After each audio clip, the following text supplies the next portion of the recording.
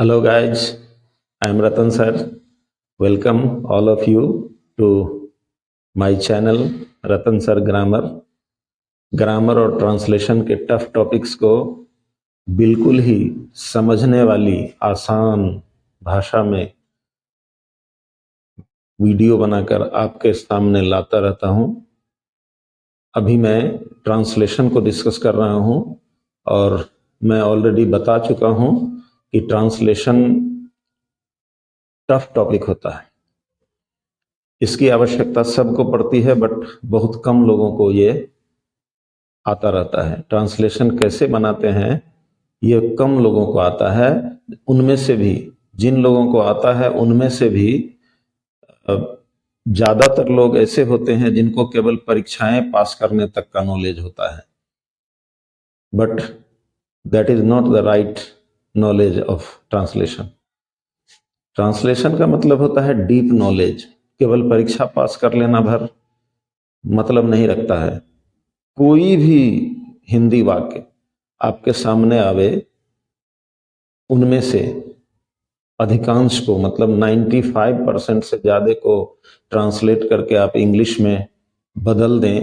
आपके अंदर इतनी ताकत होनी चाहिए। अगर इससे कम ताकत है तो you are not on the right way. तो मेरे गाइडेंस के द्वारा ये बिल्कुल पॉसिबल है। तो उसी दिशा में चलते हुए मैंने ट्रांसलेशन बनाने से पहले ट्रांसलेशन की तैयारी करने की सलाह दी है आप सबको। बिना तैयारी के ट्रांसलेशन नहीं बना सकते आप। अब तक अगर ट्रांसलेशन नहीं बन पा रहा है, इसका मतलब है तैयारी नहीं है। तैयारी के क्रम का ही ये अगला वीडियो आज का है। और आज मैं बताने वाला हूं हिंदी वाक्य के जो 3 पॉइंट्स थे। कम से कम एक मामूली सेंटेंस में एक सब्जेक्ट, वर्ब और ऑब्जेक्ट आता है, तो मैं सब्जेक्ट बता चुका हूं, ऑब्जेक्ट बता चुका हूं, अब वर्ब का नंबर है। तो वर्ब का पूरा इंफॉर्मेशन मैं ग्रामर वाले वीडियो में दे चुका हूं। इस वीडियो के लिंक डिस्क्रिप्शन में मैं लिंक दे दूंगा, वहां जाके वर्ब को अच्छी तरह जान लें। बट उनमें से कुछ और भी बातें हैं जो ट्रांसलेशन बनाने टाइम में काम आएंगी। जो बात हो सकता है वहां डिस्कस नहीं की गई हो, उसका डिस्कशन मैं इस वीडियो में करूंगा। और मेरा एक और प्रॉमिस है कि वीडियो के अंत में एक बहुत ही इंपॉर्टेंट जानकारी मिलने वाली है। तो वीडियो के अंत तक बने रहें। शुरू करते हैं आज का बहुत ही इंपॉर्टेंट वीडियो। हिंदी वाक्य में अगर वर्ब या क्रिया आ रही है तो उसके बारे में, उसको कैसे पहचानेंगे और उसके बारे में कैसे हमको जानकारी होगी, क्या क्या होती है क्रिया। तो सबसे पहले क्रिया, अगर हिंदी में क्रिया आती होगी तो उसी को इंग्लिश में वर्ब भी कहते हैं। जिसको हिंदी में क्रिया कहते हैं उसी को हिंदी में वर्ब कहते हैं। तो सबसे पहले इसकी परिभाषा कि करने या होने का बोध कराने वाले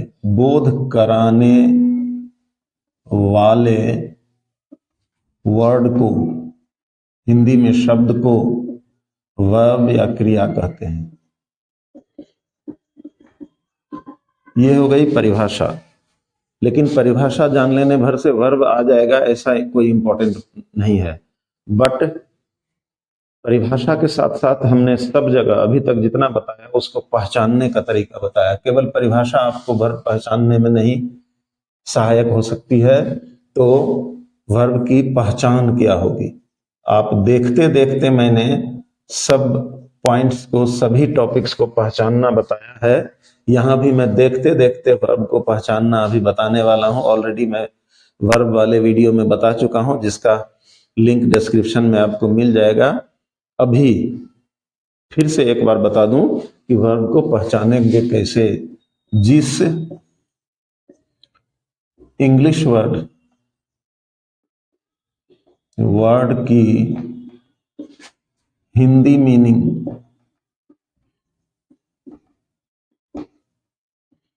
के अंत में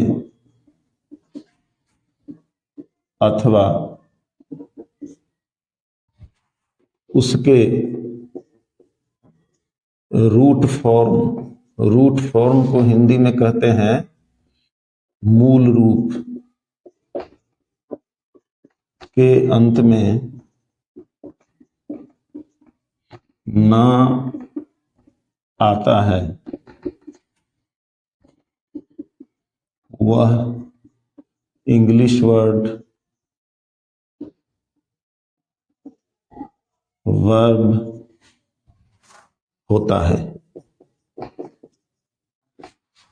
इसका एग्जाम्पल इजी एग्जाम्पल देख लीजिए। जैसे आई एम स्टूडेंट, इसमें 1 2 3 4 वर्ड्स आ रहे हैं। जब चारों वर्ड्स की मीनिंग लगा के देखेंगे तो ये एम का माने होता है हूं, और ये बना हुआ है होना से, और होना के अंत में ना आ गया, इस तरह से एम वर्ब हो गया। ऐसे करके पहचानेंगे। ये होना जो है, होना के अंत में ना आ रहा है, इस तरह से होना वर्ब है। इसके कई रूप होते हैं जो मैं बता चुका हूं। इसके कई रूप होते हैं होना के। इसके रूप होता है, इसके रूप होता है हैं, हो, हूं, था, थी, थे, थी, होगा, होगी, होंगे, और भी बहुत सारे रूप हैं। तो अगर होना क्रिया है तो इनसे बने हुए सारे ये रूप जो हैं ये भी क्रियाएं हैं। जिस तरह से चीनी का स्वाद मीठा होता है और चीनी से बने हुए शरबत, चीनी से बने हुए हलवा अथवा चीनी से बनी हुई किसी भी चीज का स्वाद मीठा ही होता है, उसी तरह से होना क्रिया है। होना से बना हुआ ये सारे शब्द क्रियाएं हैं। इस तरह से हम क्रिया को पहचान सकते हैं। अब ज्यादा डिटेल में क्रिया नहीं बताना है, क्योंकि मैं आपको डिस्क्रिप्शन में वीडियो का लिंक दे रहा हूं, उसमें डिटेल में क्रिया दी गई है।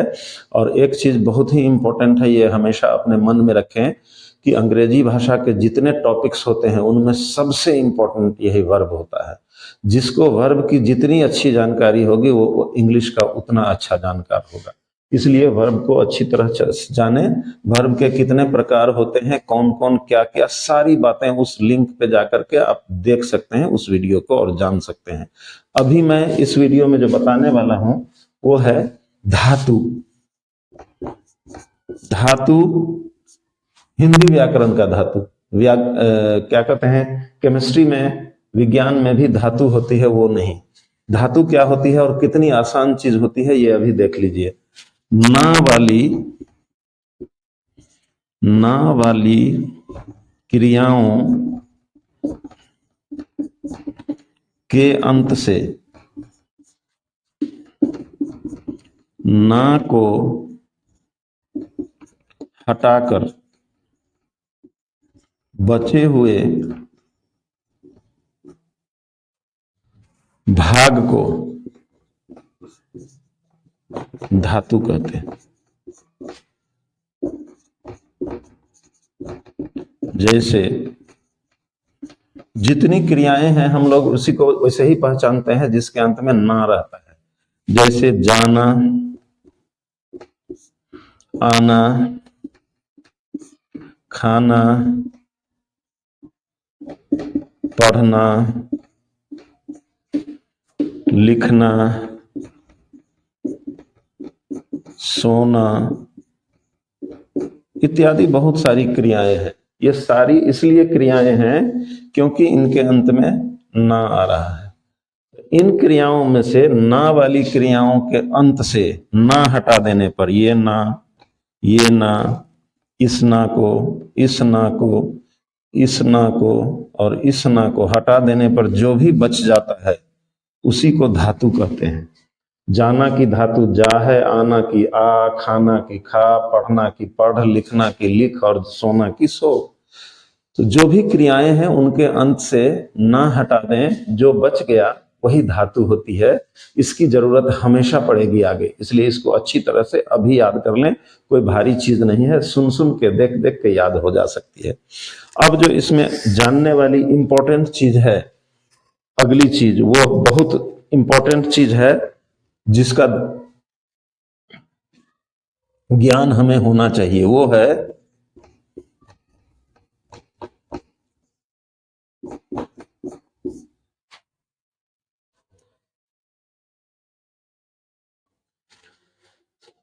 संयुक्त क्रिया। संयुक्त क्रिया हिंदी की क्रिया होती है और ये क्रिया की कोई प्रकार नहीं है, बट इसको समझ लेना अंग्रेजी सीखने वालों के लिए बेहद ही इंपॉर्टेंट होता है। संयुक्त मतलब होता है मिला हुआ। तो इस क्रिया के बारे में जान लेने से आगे ट्रांसलेशन बनाने में सुविधा हो सकती है। यह है एक से अधिक शब्दों या क्रियाओं के मेल से बनी हुई क्रिया को संयुक्त क्रिया कहते हैं।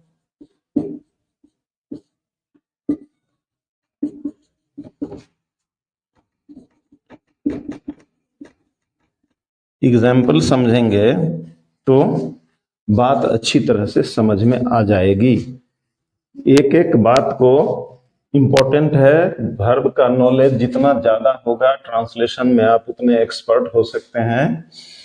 इसलिए एक एक बात को अच्छी तरह से समझने का प्रयास करते रहें ताकि आपको आगे दिक्कत न हो। मैंने गारंटी ली थी कि जितने लोगों को, जो लोग मेरा वीडियो देख रहे हैं, उन लोगों को अगर पूरी तैयारी की जानकारी होगी तो कोई भी ट्रांसलेशन नहीं बनेगा। ऐसा हो नहीं सकता है, ये धरती पर असंभव होगा।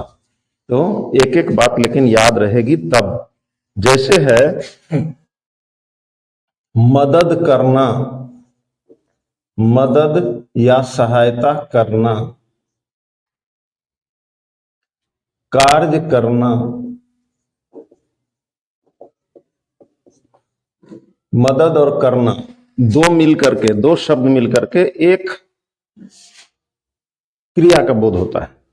मेहनत करना, मेहनत करना सबकी अंग्रेजी एक शब्द में आएगी। हिंदी में दो शब्द, अंग्रेजी में एक शब्द।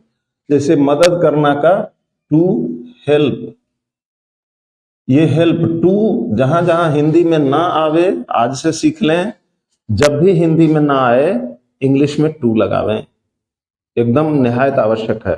बिना टू के ना वाले का अर्थ गलत हो जाएगा। जैसे है कार्य करना, टू वर्क। इसी हेल्प में मदद भी है, इसी हेल्प में करना भी है, क्योंकि ये संयुक्त क्रिया है। वर्क में भी कार्य भी इसी में है, करना भी इसी में। मेहनत करना टू लेबर। इसी तरह से नफरत करना, नफरत करना, करना की अलग से अंग्रेजी डू भी होती है, टू डू, बट इसमें से किसी में भी डू का प्रयोग नहीं करेंगे। टू हेट, इसी हेट में नफरत भी है, इसी हेट में करना भी है। जैसे प्यार करना, टू लव, इसी लव में प्यार भी है, इसी में करना भी है। जैसे प्रयास करना, टू ट्राई। विचार करना, टू थिंक। किसी में भी करना की अंग्रेजी अलग से लिखने की जरूरत नहीं है। सेवा करना, टू सर्व, इसी सर्व में सेवा भी है, इसी में करना भी है। इस तरह से और भी शब्द होते हैं, और भी क्रियाएं होती हैं जो संयुक्त क्रिया होती है, उनके अंत में देना आएगा। जैसे आदेश देना, आदेश देना करना की अंग्रेजी टू डू होती है, देना की अंग्रेजी टू गिव होती है, बट देना की अंग्रेजी गिव का प्रयोग हम तब करेंगे जब कुछ लेन देन हो रहा हो। जैसे मुझे किताब दीजिए, दीजिए देना से बना है, जिससे मैं किताब मांगूंगा तो वो किताब मुझे देंगे, मैं लूंगा, तो लेन देन हुआ। जब लेन देन होता हो तब देना की अंग्रेजी टू गिव होती है। बट अगर आदेश देना बोलेंगे तो आदेश देना में कुछ भी लेन देन नहीं होता है, तो यहां भी संयुक्त क्रिया है, इसकी अंग्रेजी होती है टू ऑर्डर। इसी में आदेश, इसी में देना। जैसे अनुमति देना, अनुमति देना टू अलाउ या टू परमिट। इसी अलाउ में अनुमति भी है, इसी में ध्यान, इसी में देना भी है। जैसे कह देना, कह देना, यहां दो क्रियाओं से, कहना और देना, दो क्रियाओं से मिलके बनी हुई ये संयुक्त क्रिया है। कह देना मतलब कहना, इस कह देना का माने कहना, तो टू से या टू टेल, कह देना। फिर रख देना, रख देना दो क्रियाएं, रखना और देना। रख देना माने रखना, तो टू पुट या टू कीप,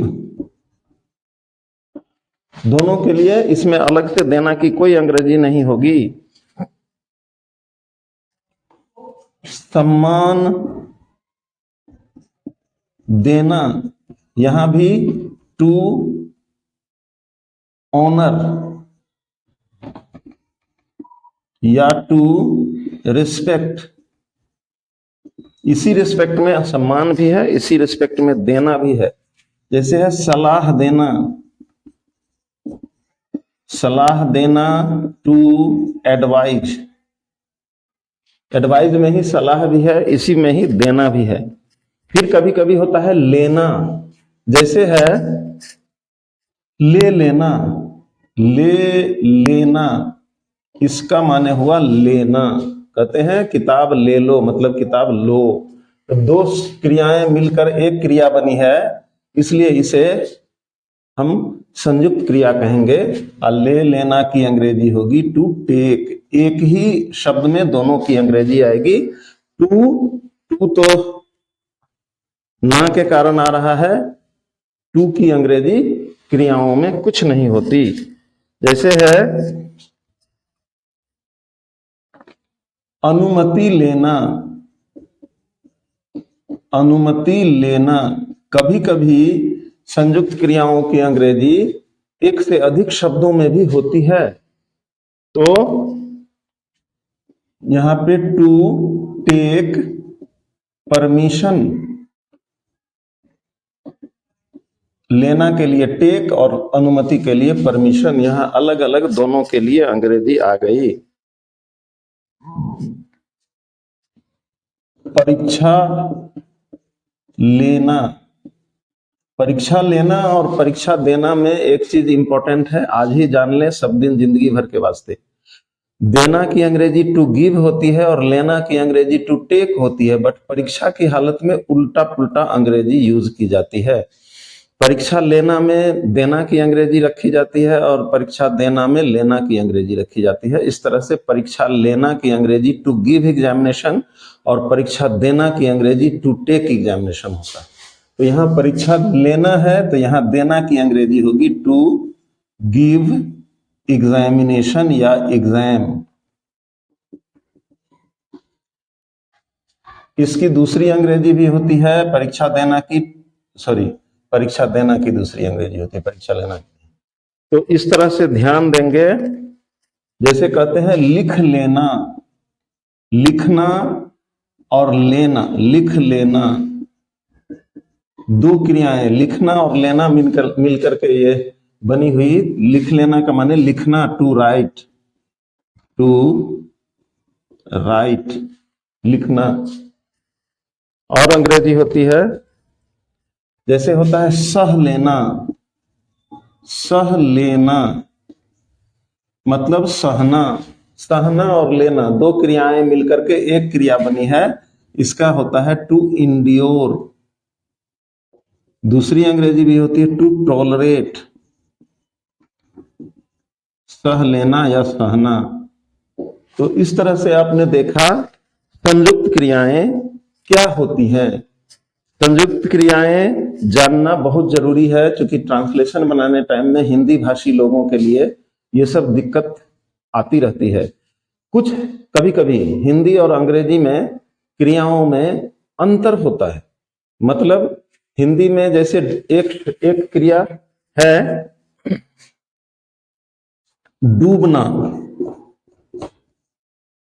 अब हिंदी में यही डूबना सब जगह यूज होगा। मेरा पैसा डूब गया, वही डूबना, दीर्घकार ब न करना। वह नदी में डूब गया, वही डूबना। सूरज डूब गया, वही डूबना।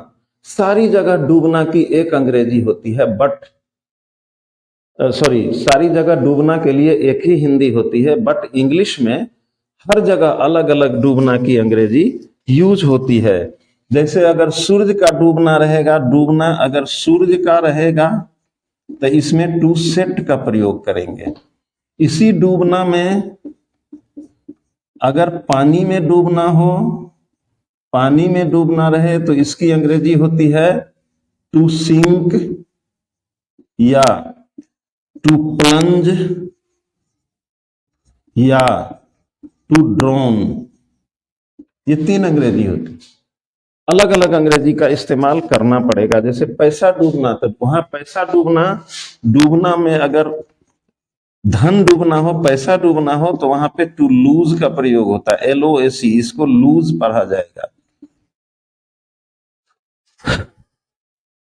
जैसे है पकड़ना, पकड़ना की अलग अलग अंग्रेजी होती है। कई जगह कई तरह के सेंस के अनुसार उसको बनाना पड़ता है, अंग्रेजी जाननी पड़ती है। उसकी अंग्रेजी होती है टू कैच या टू होल्ड या टू अरेस्ट या टू एप्रीहेंड। ये अरेस्ट और एप्रीहेंड दो ऐसे वर्ड्स हैं जिसकी हिंदी मीनिंग गिरफ्तार करना भी होता है, और गिरफ्तार करना भी पकड़ना को कहा जाता है। तो जब किसी अपराधी को, क्रिमिनल को पकड़ने की बात हो तो वहां टू अरेस्ट या टू एप्रीहेंड का या टू कैच का प्रयोग भी करेंगे। पकड़ने में, गिरफ्तार करने में के लिए अगर पकड़ा जाए तो टू कैच का भी प्रयोग कर सकते हैं। लेकिन किसका प्रयोग कहां करेंगे ये अच्छी तरह से जानना जरूरी है। अगर नहीं जानेंगे तो, मैंने एक बार ट्रांसलेशन दिया तो बनाया, स्टूडेंट ने मछली पकड़ी जा रही है, मैं मछली पकड़ी जा रही में पकड़ना की अंग्रेजी उसने अरेस्ट कर दी कि the fish is being arrested. अब तो तब तो मछली को गिरफ्तार करना हो गया, तो गलती हो जाएगी। अब पानी में सूर्य को कोई डुबा देगा, the sun sank in the west, सूर्य पश्चिम में डूब गया। तो सैंक अगर कर दिया तो सिंक का रूप है वो पानी में डूब गया, कल से सूर्य उगेगा ही नहीं। तो इस तरह से ये सब चीजें याद रखने की जरूरत है। जैसे बनाना एक शब्द है हिंदी का, बनाना। बनाना की अंग्रेजी टू मेक होती है, टू बिल्ड होती है, टू क्रिएट होती है। To make, to build, to create. अब इसमें मेक, सामान्य अर्थ में मेक का प्रयोग करेंगे जब निर्माण कार्य हो, सड़क बनाना, पुल बनाना, घर बनाना, तो बिल्ड का प्रयोग करेंगे। क्रिएट का भी क्रिएशन से अर्थ हो, कुछ भी नई चीज निर्माण करनी हो तो टू क्रिएट का प्रयोग करेंगे। लेकिन इसी में अगर रहेगा मूर्ख बनाना, मूर्ख बनाना, हिंदी का तो वही बनाना है यहां आ रहा है, बट उसके हिसाब से टू मेक फूल होना चाहिए, बट ऐसा नहीं होता है। उसके लिए टू बीफूल होता है, बीफूल। इसी बीफूल में मूर्ख भी है, बनाना भी है। जैसे है दोस्त बनाना, दोस्त बनाना, इसकी अंग्रेजी होती है टू बीफ्रेंड। टू बीफ्रेंड, बीफ्रेंड का माने हुआ दोस्त बनाना, उसी में दोस्त भी है, बनाना भी है। तो ये सब बातें बहुत ही इंपॉर्टेंट है वर्ब के संबंध में। तो वर्ब की जितनी अच्छी जानकारी होगी, बाकी और ये छोटी सी मैंने केवल ऊपरी जानकारी बताई है, डीप नॉलेज के लिए मैं इस वीडियो के डिस्क्रिप्शन में लिंक दे रहा हूं आपको, जिसमें वर्ब का डिटेल्ड इंफॉर्मेशन है। वो इंफॉर्मेशन भी आपको चाहिए ही चाहिए। और ट्रांसलेशन बनाने के लिए वर्ब के 5 फॉर्म्स होते हैं, V1, V2, V3, V4 and V5। पांचों का कंप्लीट इंफॉर्मेशन आपके पास हमेशा रहना चाहिए। आपकी मेमोरी में पांचों रूप हमेशा याद होना चाहिए। और मैं सलाह देता रहता हूं कि वर्ड मीनिंग याद किया करें। कम से कम 5 वर्ड नए एवरीडे याद करें। 1000 का 1000 वर्ड हो जाएगा आपके स्टूडेंट लाइफ में, आपके ऐसे भी निजी जिंदगी में। तो उनमें से एक वर्ब एवरीडे याद करें। जो वर्ब हम एवरीडे यूज करते हैं, जब हम सोकर उठते हैं और दिन में सारी एक्टिविटी करते करते करते करते सोने चले जाते हैं, उस बीच में जितनी तरह की क्रियाएं आप अपने जीवन में इस्तेमाल करते हैं, सबको एक जगह नोट करें और उसकी इंग्लिश मीनिंग तलाशें। जैसे उठना, सोकर उठना, फिर उठते हैं तो हम लोग जाते हैं पेशाब करने, तो पेशाब करना, कुल्ला करना, पैखाना करना, मुंह धोना, नाश्ता करना, कपड़ा धोना, नहाना, जो जो क्रियाएं हम दिन भर में करते हैं, एक एक क्रिया की अंग्रेजी आपको आनी चाहिए, तब आप एक्सपर्ट होंगे। और ये सब होता है रटने से। ग्रामर ट्रांसलेशन के रूल्स समझने वाली चीज है, बट वर्ड मीनिंग रटने वाली चीज है। और हिंदी में शब्द को शक्ति कहा जाता है, वो इंग्लिश में भी वर्ड पावर कहते हैं। तो वर्ड एक पावर है, शब्द में शक्ति होती है। अगर एक कहा जाता है कि यही मुंह पान खिलाता है और यही मुंह जूते खिलाता है, मुंह नहीं जूते खिलाता और पान खिलाता है, बल्कि मुंह से निकले हुए शब्दों से ये ऐसा होता है। तो शब्द में ये ताकत होती है। अगर किसी को गाली दे दी जाए और उसके कान में आपके मुंह से निकले हुए शब्द गाली के रूप में मिल जाएं, तो वो आपसे झगड़ पड़ेगा।